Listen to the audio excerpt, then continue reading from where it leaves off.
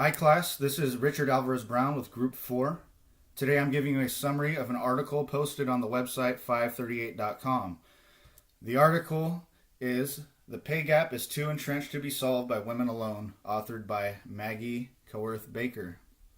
The underlying premise of this article is that even in 2018 there's a pay gap amongst jobs when women and men are compared. The gap negatively affects women to where they are paid less. The article acknowledges that over the years the pay gap has shrunk, however, it still exists. The author kickstarts the article with a jump for joy. The article was published on April 10th of this year. The author claims that on this day of 2018, women will have caught up to men on how much they earned ending the year prior. The author sets the tone right in the first paragraph. She sarcastically says that there should be a celebration, however, women are too busy working to make time for that. She claims that in 2017, women still only earned about 82% of what males earned, according to a Pew Research study. She cites two divisions in the U.S. workforce between men and women, one being pay inequality and the other being sex segregation. Pay inequality is basically a male having the same job title as a woman but is paid more. Sex segregation implies there are more or less of a certain gender doing certain jobs. The example she gives is that female financial advisors make 41% less than men with the same title, which is pay equality. However, only 33% of all financial advisors are women, which is sex segregation. The article then continues and claims that women do jobs that pay least. This idea is backed with a chart of information from the Bureau of Labor Statistics and the Pew Research Center. The top portion of the chart reveals the highest paid occupations for full-time workers in 2017, where the bottom of the chart reveals the lowest paid occupations for 2017. As you can see, jobs such as chief executives, engineering managers, and aerospace engineers have relatively low percentages of women working in those categories.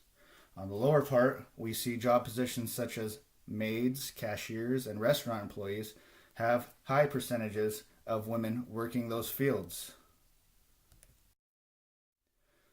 Women are closing the gap as time goes on. More women are taking on male-dominated professions and more women are getting college degrees. The article provides a chart showing that Asian and Pacific Islander women are leading the way with obtaining college degrees and narrowing the pay gap with men. The author acknowledges that there are probably more reasons why the pay gap exists. She refers to a 70s/80s Minnesota job study. The study incorporated more variables such as skill levels, problem-solving abilities, accountability, and pleasant working conditions. For example, some jobs may seem completely different in nature. However, the above listed categories could be comparable. The article gives an example of a groundskeeper and an administrative secretary, recognizing they are both different jobs, but may still be comparable. This study was said to have measured the pay gap more fairly, yet still jobs done by women paid less than men. The article then concludes that despite the measurable, quantifiable variables, there are still underlying and unmeasurable factors that exist. The author claims that these unmeasurable factors still include conscious and unconscious discrimination, and that women's work is less valued than men's. The article says that the pay gap should be fixed by employers. It suggests that employer culture and management should be changed either voluntarily or through legislation. I will now pass the slide deck to the next presenter. Hi, this is Jean Flowers, and I would like to bring you some of the highlights and some of the uses of analytics on our group article report. One particular point of interest to me was the use of Oaxaca linear decomposition, which uses a form of regression analysis to calculate the impact of sex segregation. This accounts to the 20% of the overall pay gap in 1980 and increased to 51% in 2010.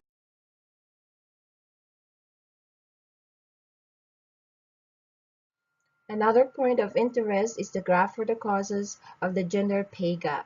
On this graph, you can see that 33% of the pay gap is due to occupation, 18% is due to industry, These two combined together is the 51% I mentioned a while ago.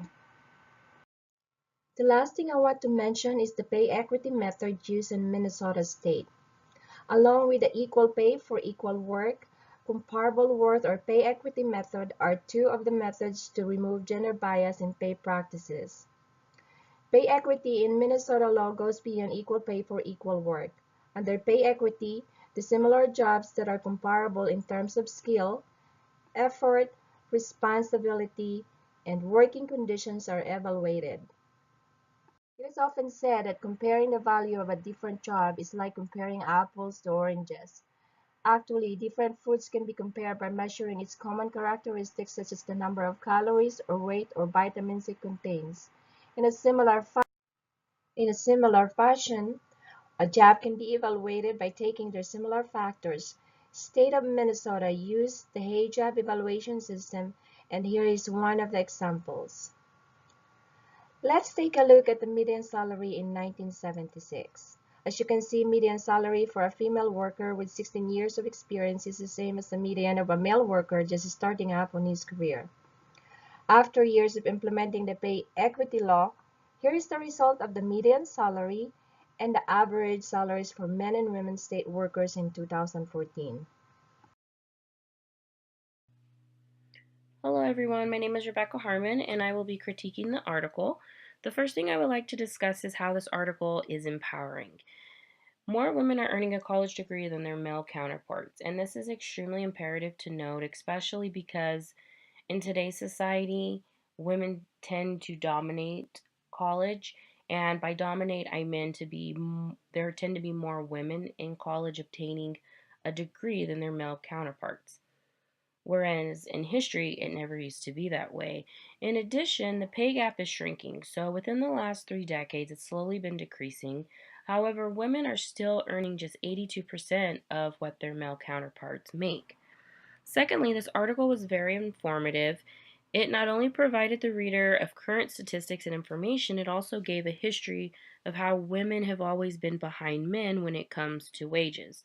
And the article provides many factors and causes that are associated to this gender pay gap. A few of them are listed here, such as occupation, experience level, race, and the industry that women work in.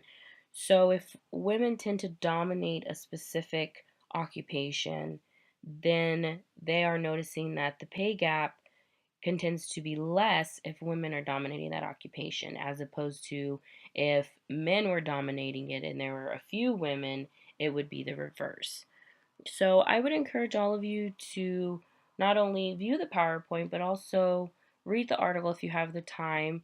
And regardless of what side you're on, if you agree or disagree, it's a really good read and it's extremely informative just to give you that extra information that you might not have known. Thank you. One of the key takeaways from this article is how research has presented a new perspective on the basis of the gender pay gap. When we talk about gender wage gap, what we typically think about is the disparity between the wage a man and a woman receive to do the exact same job. The research on sex segregation offers that despite progress made over the years in shrinking this disparity, the pay gap persists in part because women and men are still frequently split up into different types of jobs and industries, and jobs that are frequently done by women consistently pay less. We also learned that a large percentage of what causes the gender pay gap is attributed to unmeasured factors. Factors such as race and discrimination, whether it be conscious or unconscious, make up as much as 38% of what causes the gender pay gap. And finally, change is happening, just at glacial speed. Women have asserted themselves by earning college degrees and entering professions typically held by their male counterparts.